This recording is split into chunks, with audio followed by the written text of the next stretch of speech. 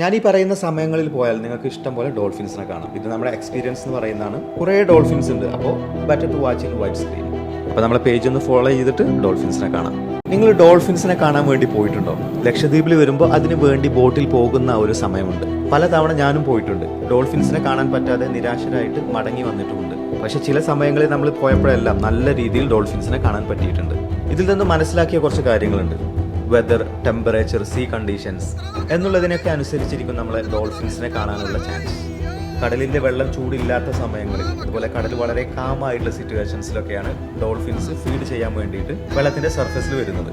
So ഹാഷായിട്ടുള്ള sunlight ഇല്ലാത്ത സമയം, അതായത് മോർണിംഗ് ഒരു 6 to 9 ഓർ ഈവനിങ് ഒരു 4:30 to 6:30 ഒക്കെയാണ് ഏറ്റവും ബെസ്റ്റ് സമയം എന്ന് പറയുന്നത്.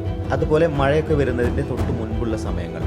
മഴ വരുന്ന സമയങ്ങളിൽ കടലിൻ്റെ മുകൾ ഭാഗം ആക്റ്റീവായി തുടങ്ങും. വെള്ളത്തിൻ്റെ സർഫസ് ചൂടും കുറവായിരിക്കും. മീനുകൾ മുകളിലോട്ട് വരും. ആ മീനുകളെ പിടിക്കാൻ വേണ്ടിയിട്ട് ഡോൾഫിൻസും വെള്ളത്തിൻ്റെ മുകളിലെത്തും. സോ ഇതുപോലെ നല്ല മഴ വരുന്ന സിറ്റുവേഷൻസ്, ക്ലൗഡി ആയിട്ടുള്ള സിറ്റുവേഷൻസിലെല്ലാം ഡോൾഫിൻസിനെ കാണാനുള്ള ചാൻസ് കൂടുതലാണ്.